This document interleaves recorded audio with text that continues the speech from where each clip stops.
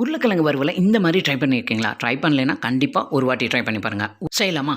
1/2 kg உருளைக்கிழங்கு இந்த மாதிரி பொடியாக தோலோடு தான் கட் பண்ணி எடுத்திருக்கேன். நல்லா வாஷ் பண்ணி எடுத்துகிட்டு 1/2 டீஸ்பூன் மஞ்சள் தூள், 1/2 டீஸ்பூன் நார்மல் மிளகாத்தூள், 1/2 டீஸ்பூன் அளவுக்கு காஷ்மீரி மிளகாத்தூள், ஒரு 1/2 டீஸ்பூன் அளவுக்கு பெப்பர் தூள், தேவையான அளவுக்கு உப்பும் சேர்த்துக்கலாம். இது கூட கொஞ்சமாக கருவேப்பிலை சேர்த்துட்டு ஒரு 7லேருந்து 8 பல்லு பூண்டு இந்த மாதிரி க்ரஷ் பண்ணி சேர்த்துட்டு ஒரு 1/4 டீஸ்பூன் பெருங்காயத்தூள் சேர்த்துட்டு 3 டேபிள் ஸ்பூன் அளவுக்கு தேங்காய் எண்ணெய் சேர்த்து நல்லா மிக்ஸ் பண்ணிக்கோங்க. ஒரே ஒரு தக்காளியை நல்லா பேஸ்ட் பண்ணிவிட்டு அதை ஒரு 2 டேபிள் ஸ்பூன் அளவு எடுத்து இதோட ஆட் பண்ணி நல்லா மிக்ஸ் பண்ணி வச்சிடலாம். மிக்ஸ் பண்ணிவிட்டு இப்போ ஒரு பேனில் தாராளமாக தேங்காய் எண்ணெய் எடுத்துக்கோங்க. எடுத்துகிட்டு இங்கே எடுத்து வச்சுருக்கிற இந்த உருளைக்கிழங்கு அதில் போட்டு ஃபுல் ஃப்ளேம்லேயே வச்சு தண்ணி எதுவுமே ஆட் பண்ணாமல் அந்த ஆயில்லையே நல்லா ஃப்ரை பண்ணி விடுங்க.